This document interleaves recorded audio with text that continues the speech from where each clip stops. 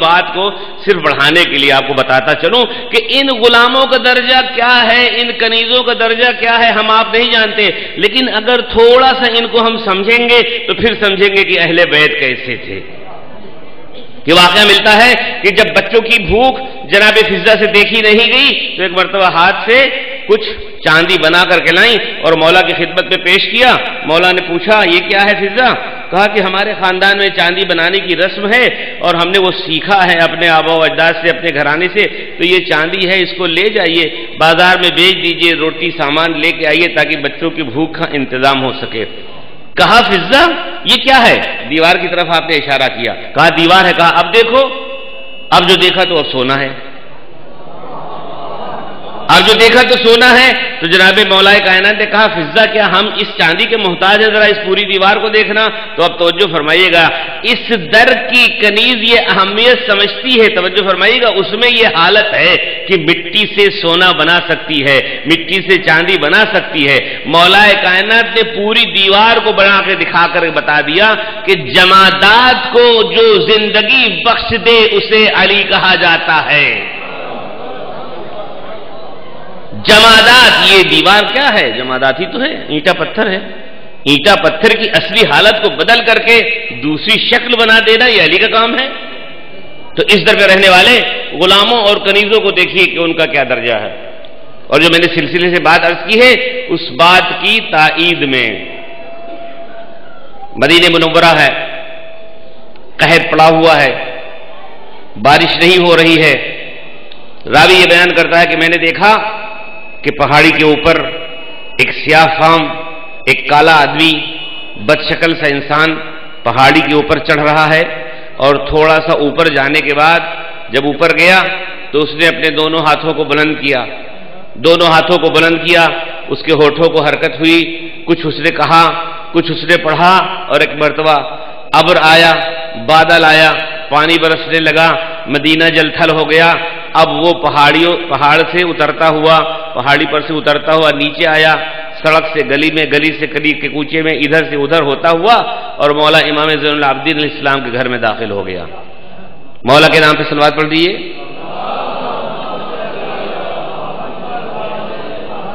چوتھے امام حضرت زین العابدین علیہ السلام کے گھر میں وہ کالا سیاہ فام بد شکل سا انسان جس نے دعا کی تھی، جس کے دعا کرنے سے مدینے میں پانی برسا، وہ اترا اور مولا کے گھر میں داخل ہو گیا۔ جو آدمی، جو راوی اس واقعے کو اپنے آنکھ سے دیکھ رہا تھا، پیچھے پیچھے آ رہا تھا، ادھر سے ادھر ہوتا ہوا، وہ بھی مولا کے گھر میں داخل ہو گیا۔ مولا کو یہ جانتا تھا، مولا بھی اسے پہچانتے تھے۔ امام سجاد علیہ السلام جب پہنچے وہ وہاں پر کچھ دوست احباب ڈیوڑھی پہ آپ کے بیٹھے ہوئے تھے، سلام کیا، عرض ادب کیا، احترام سے بیٹھ گئے۔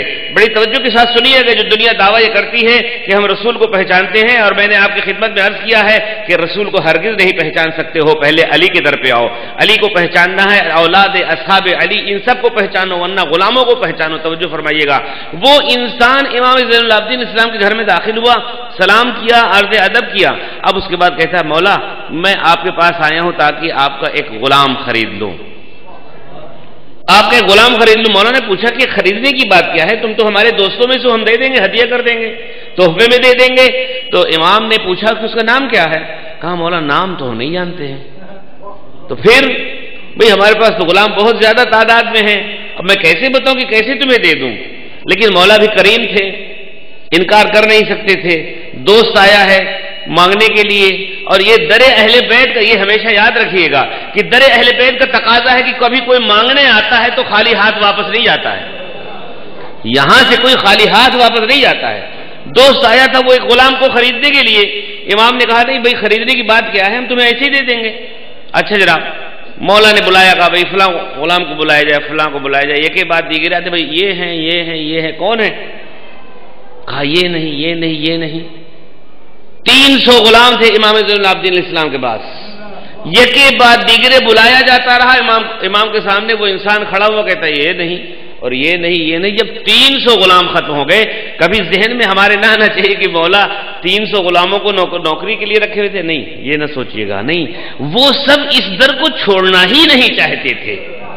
مولا کا در جو تھا وہ کسی بھی اعتبار سے چھوڑنا نہیں چاہتے. ہر آدمی چاہتا تھا کہ مولا کے در کی غلامی ہو, کوئی جھاڑو کرے, کوئی برتن کرے, کوئی پاؤں دبائے, کوئی سر دبائے, کچھ بھی کیا کرتے رہے ہوں گے. بہرحال وہ تاریخ بتاتی ہے. توجہ فرمائیے گا, جب 300 غلام آ گئے اور راوی نے دیکھا, جس نے کہا کہ بھئی میں نے دیکھا ہے, اس کو میں لینا چاہتا ہوں, تو امام نے کہا بھئی ہمارے پاس تو کوئی غلام نہیں.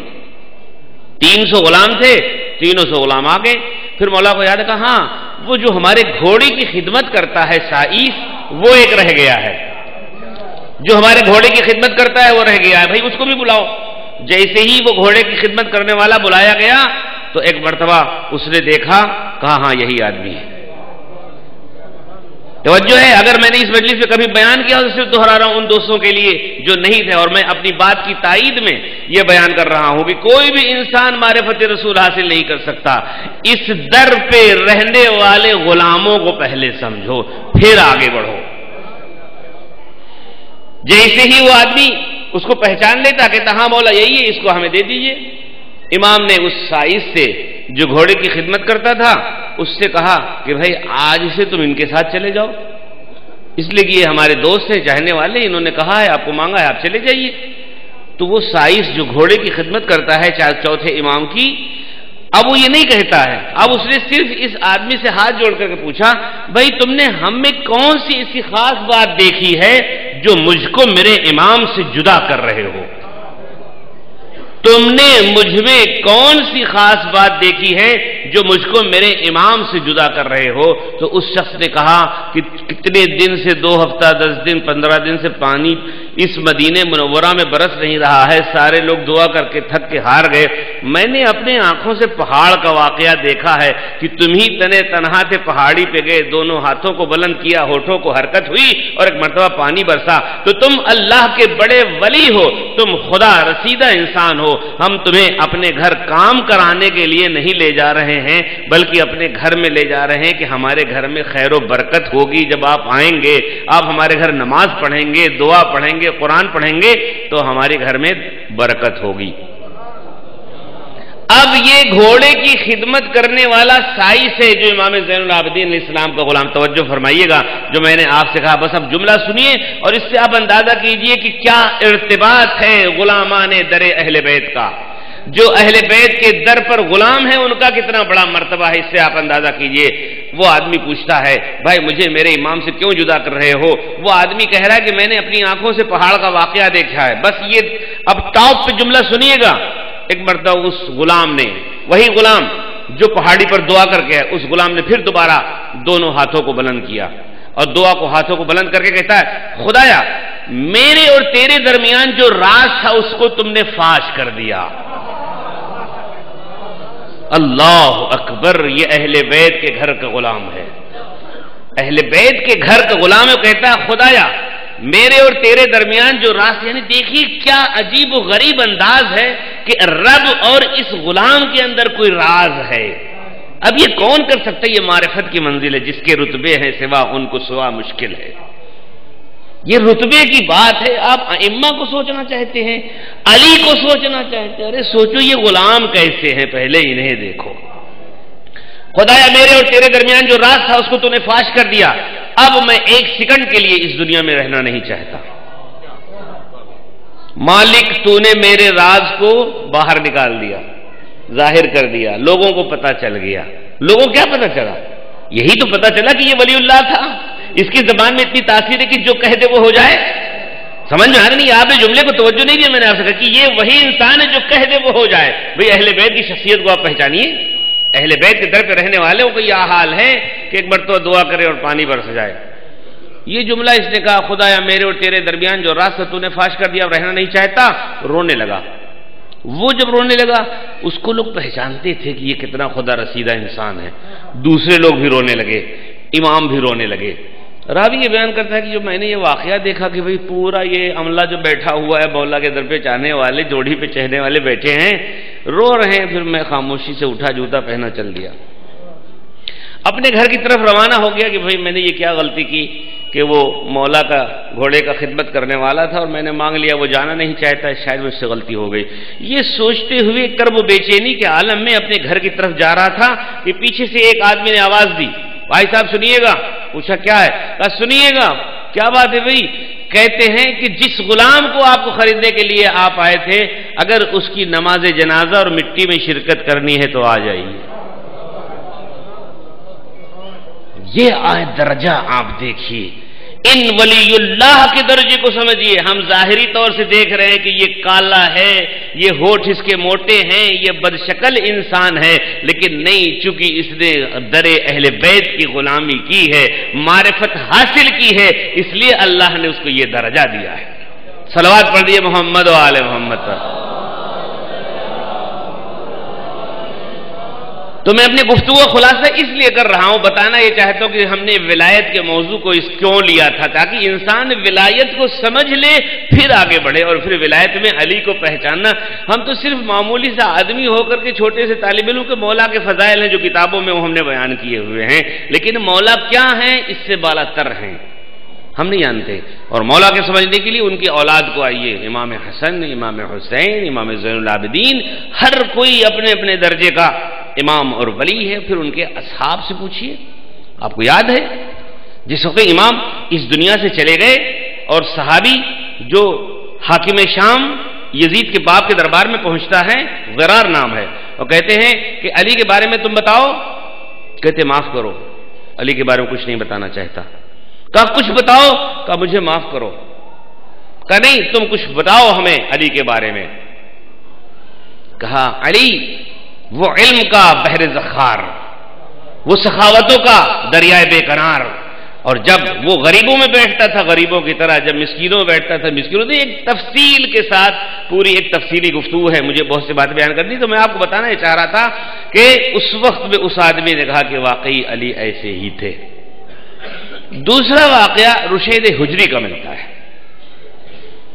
اور اس اعتبار سے کہ جس وقت میں پہنچے ہیں تو معاویہ نے صرف دشمنی میں اور ایک دوستار علی کے زخموں پر نمک مرچا ڈالنے کے لیے، چھیڑنے کے لیے جملہ سنیے، وَإِنَ الطَّرَفَاتِ، تمہارے 3 حسین بیٹے طارف و طریفہ کہاں گئے؟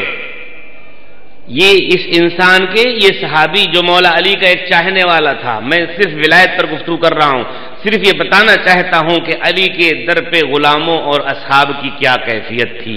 پہلے آپ اس صحابی علی کو سمجھیں، پھر علی کو سمجھیں، پہلے اس غلام علی کو سمجھیں، پھر علی کو سمجھیے۔ معاویہ پوچھتا ہے کہ تمہارے وہ تینوں بیٹے جو بڑے حسین و جمیل و خوبصورت تھے، طارف و طریف، کہاں گئے؟